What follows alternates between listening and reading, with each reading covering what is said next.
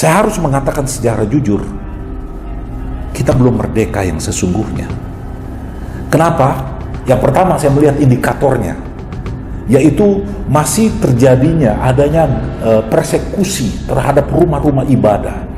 Masih adanya kelompok-kelompok intoleran yang dalam tahun 2026, ya, tahun 2026 banyak kasus-kasus yang terjadi. Masih banyak peristiwa-peristiwa di negeri ini yang dipertontonkan. Salah satu adalah korupsi. Bahkan jumlahnya fantastis, hingga ratusan triliun. Uang dari manakah itu? Uang rakyat, saudara-saudaraku. Dan itu dilakukan bukan oleh orang kecil, tetapi oleh pejabat-pejabat. Saya berharap Bapak Presiden, ya, untuk menunjuk seseorang tidak cukup dengan, ya, loyalitas saja. Walaupun loyalitas itu penting, tetapi dia harus punya skill, harus punya kemampuan. Pak Presiden yang terhormat, saya berharap Bapak dalam sambutan-sambutannya, mungkin Bapak semangat, spontan, tetapi ada yang mungkin bagi masyarakat menilai, ya, ini nggak masuk akal. Seperti orang yang mengupas bawang bisa mendapatkan 700.000, dari mana, Pak? Jangan pemerintah terus meningkatkan pajak-pajak kepada masyarakat. Saya berharap 2045 Indonesia bisa disejajarkan dengan Amerika, dengan Cina, itu dapat terwujud apabila ada kerja-kerja nyata. Tetapi saya pesimis bila korupsi merajalela. Saya pesimis bila narkoba melanda anak muda di Indonesia. Saya pesimis bila kualitas guru-guru kita tidak ditingkatkan.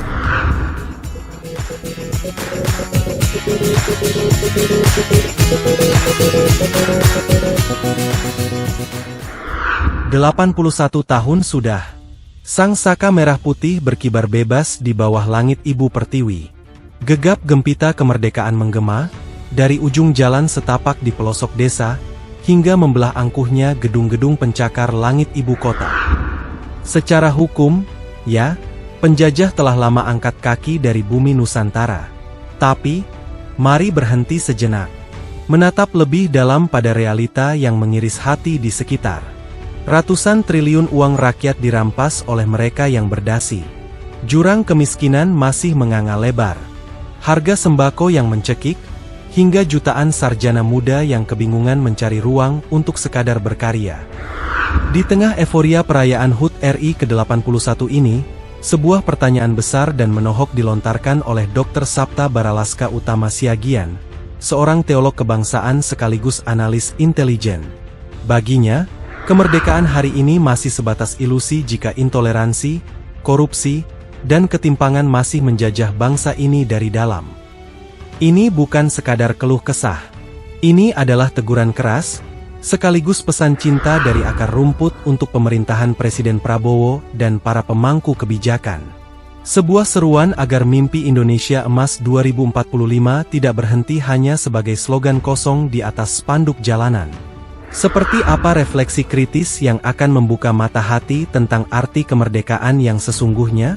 Mari simak bersama. Inilah catatan kemerdekaan untuk Indonesia.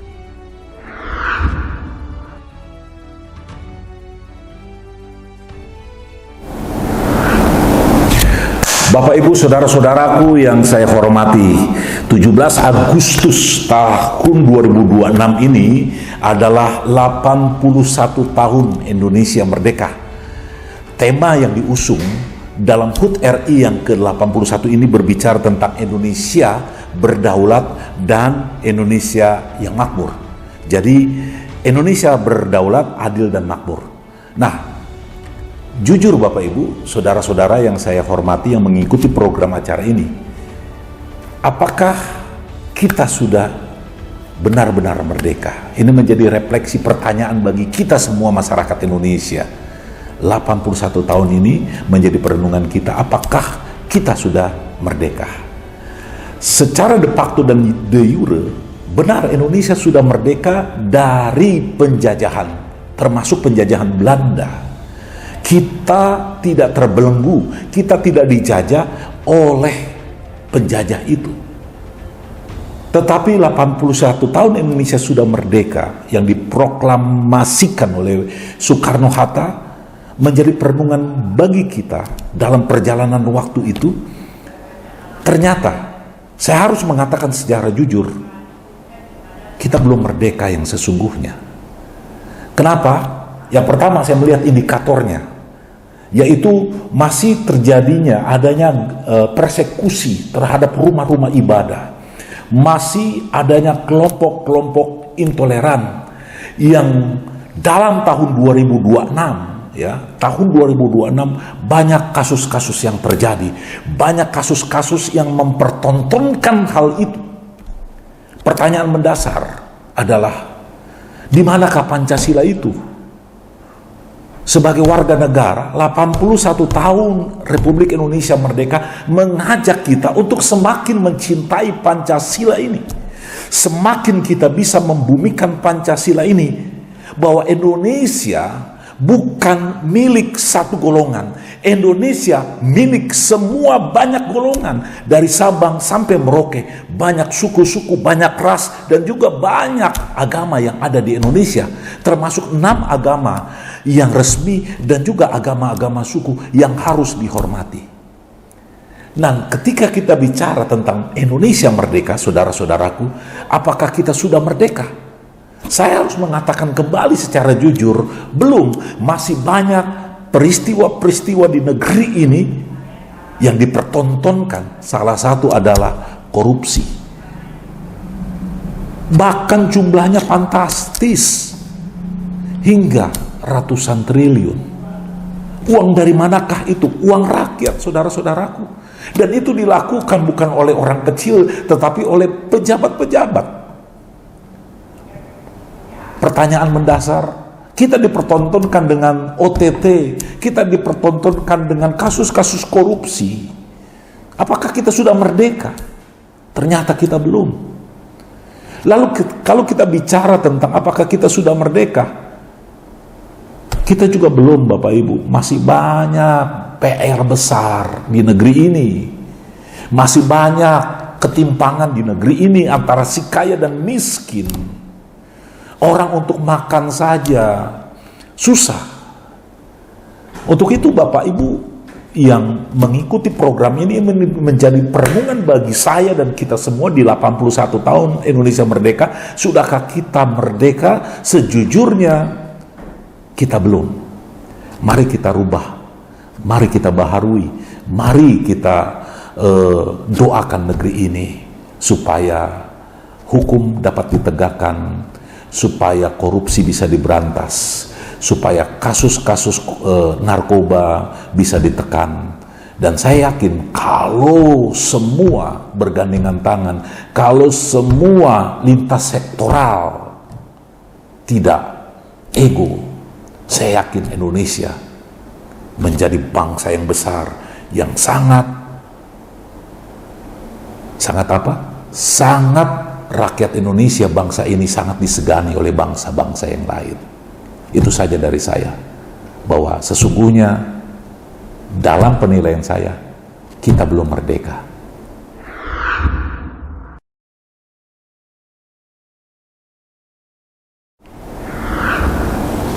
Ya, kembali lagi, kalau saya ditanyakan bagaimana harapan masyarakat terhadap negeri ini.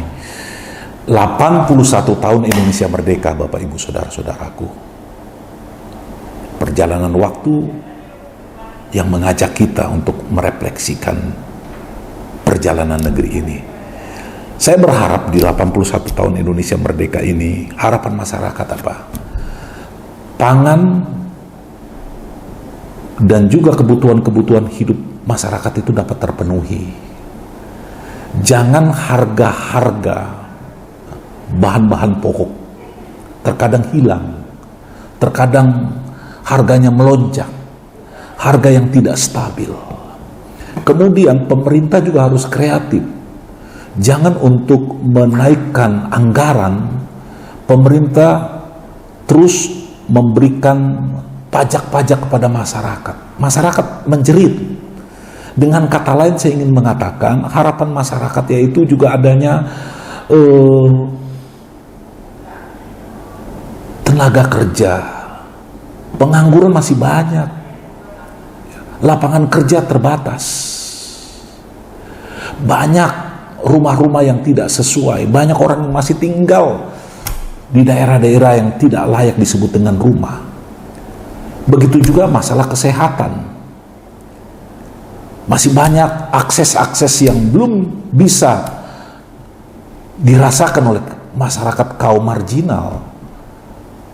Untuk itu Bapak, Ibu, ketika ini ditanyakan kepada saya dan kepada masyarakat, saya sebagai masyarakat, itulah yang harapan kita bersama. Bagaimana kebutuhan-kebutuhan pokok sembako itu tetap ada di pasaran. Yang kedua, lapangan kerja. Yang ketiga juga kita diingatkan kembali bagaimana pendidikan yang bisa diakses oleh semua masyarakat. Yang keempat adalah kesehatan, dan juga yang kelima adalah bagaimana pemerataan di semua bidang. Nah, itu harapan masyarakat kita sesuai dengan tema 81 tahun Indonesia Merdeka, yaitu temanya berbicara Indonesia berdaulat, adil, dan makmur. Seperti itu.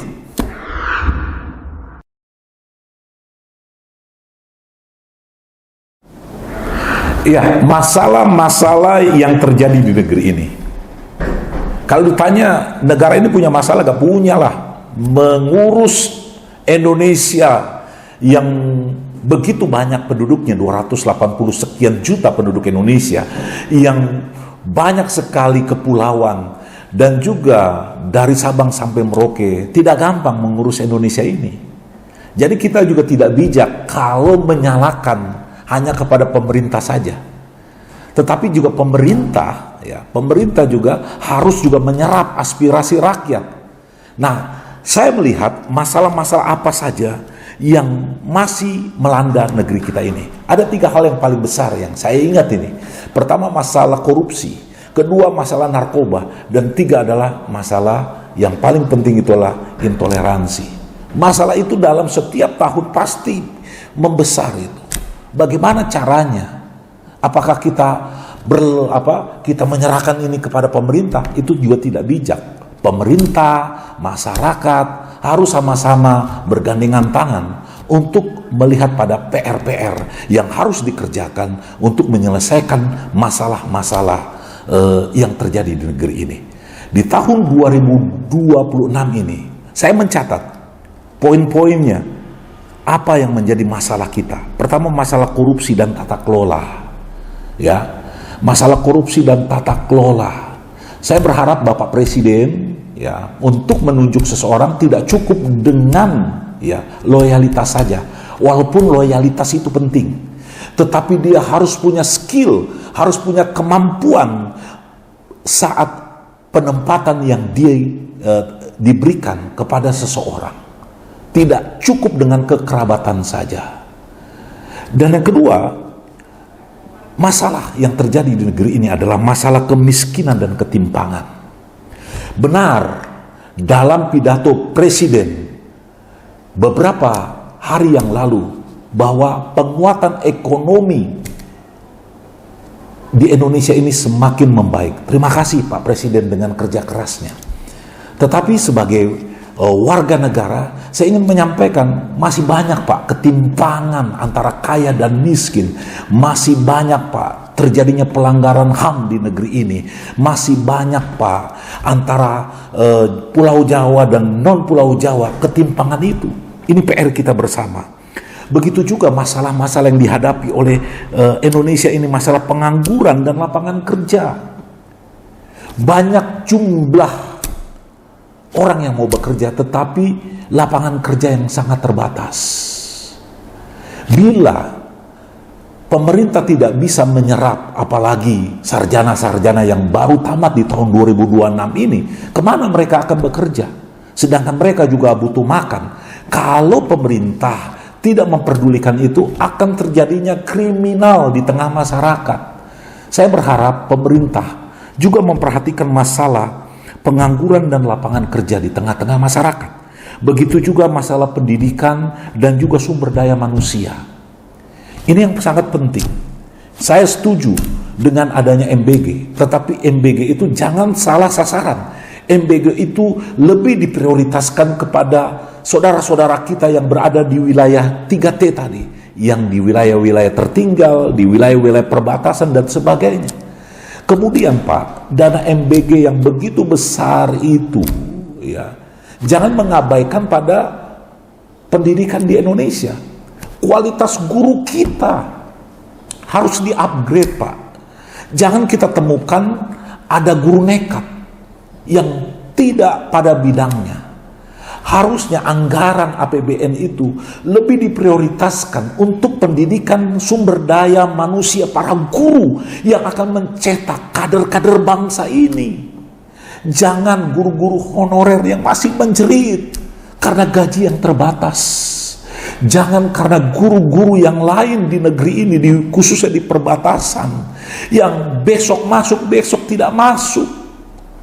Karena wilayah tempat mereka mengajar begitu jauh. Saya berharap Pak, guru-guru kita harus di-upgrade. Skillnya harus diperbaiki kembali dengan anggaran dari APBN. Saya setuju bila MBG dilanjutkan, prioritaskanlah kepada daerah-daerah 3T. Selanjutnya, bicara tentang kepercayaan publik. Pak Presiden yang terhormat, saya berharap Bapak dalam sambutan-sambutannya mungkin Bapak semangat, spontan, tetapi ada yang mungkin bagi masyarakat menilai, ya, ini nggak masuk akal. Seperti orang yang mengupas bawang bisa mendapatkan 700.000 dari mana Pak? Begitu juga petani yang hasil panennya mereka bisa pergi ke luar negeri. Dari mana secara pemikiran rasional Pak? Ini kalau kita pikir, kalau kita lihat rata-rata ya. Jadi hari ini yang saya ingin mengatakan, berikanlah kepercayaan publik kepada masyarakat. Supaya jangan pidato-pidato Pak Presiden itu menjadi bumerang di tengah masyarakat. Saya tahu Bapak bekerja keras pagi, siang, sore, malam untuk negeri ini. Tetapi bisa blunder ketika Bapak salah berucap. Itu saja masalah-masalah yang terjadi di negeri ini, khususnya di tahun 2026.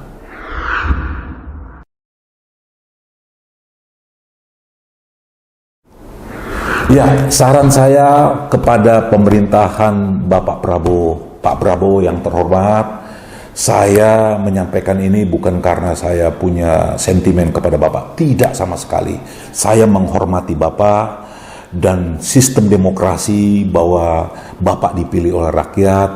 Silahkan Bapak membangun negeri ini, silahkan. Saya mendukung Pak apa yang Bapak lakukan selama itu berpihak pada kebenaran dan Bapak melakukan setiap tugas-tugas Bapak berpihak kepada masyarakat. Nah, masukan kepada Bapak, ya, ketika Bapak memilih orang yang ingin Bapak bekerja sama untuk pemerintahan ini, tidak cukup dengan loyalitas saja Pak, tapi orang itu punya kemampuan pada bidangnya. Kedua Pak, saya ingin menyampaikan pesan kepada pemerintahan Pak Prabowo. Ketika ada seseorang yang memberikan kritik kepada Bapak, hormati kritikan itu. Karena saya yakin dan percaya, bila kritikan itu dengan data, bila ia melakukan kritikan itu secara konstruktif, kenapa tidak? Jadi saya ingin mengatakan, jangan dicurigailah sebagai antek-antek asing, seperti itu. Selama kritikan itu bisa memberikan sesuatu untuk negeri ini dengan riset dan data yang ada, kenapa enggak? Libatkan kaum akademisi, libatkan lembaga-lembaga riset dan survei, supaya pemerintahan Bapak ini lebih baik lagi Pak. Sekali lagi, saya menghormati pemerintahan yang Bapak pimpin, karena memang Bapak terus bekerja untuk negeri ini. Lagu yang saya ingin sampaikan Pak adalah keseriusan pemerintahan Prabowo ini terhadap pemberantasan korupsi. Pak, kita dipertontonkan di media sosial, kita dipertontonkan di media mainstream, kasus-kasus korupsi, baik yang operasi tangkap tangan maupun yang tertangkap triliunan rupiah Pak. Uang mana siapa? Uang dari mana itu? Uang rakyat. Jangan pemerintah terus meningkatkan pajak-pajak kepada masyarakat. Sekali lagi kepada Pak Prabowo yang saya hormati, mari Pak serius untuk pemberantasan korupsi ini. Begitu juga komunikasi yang Bapak sampaikan di tengah-tengah masyarakat. Harus ada data, Pak. Seperti dalam penyampaian Bapak di DPR beberapa hari yang lalu, ada seorang pengupas bawang yang per hari dapat 700.000. Itu dari mana ceritanya, Pak? Lalu Bapak juga menyampaikan tanpa teks pidato-pidato Bapak, banyak petani-petani yang dari hasil panennya bisa berlibur ke luar negeri. Kalau dipukul rata-rata, Pak, luar negeri mana gitu. Jadi artinya kita ini masyarakat bingung. Yang salah ini apakah Bapak menyampaikan ini terlalu semangat sehingga Bapak lupa dengan logika-logika yang terjadi di tengah masyarakat. Nah, harapan saya sebagai masyarakat, sebagai kaum akademisi, saya berharap komunikasi di ruang publik benar-benar diperhatikan supaya tidak menjadi cemoohan di tengah masyarakat. Saya menyampaikan ini karena saya sayang kepada pemerintahan Bapak Prabowo ini. Nah, saya mengungkapkan ini, Pak, dalam 81 tahun Indonesia merdeka. Doa saya juga supaya Pak Prabowo sehat dan kuat untuk menjalani tugas Bapak sebagai Presiden Republik Indonesia. Seperti itu.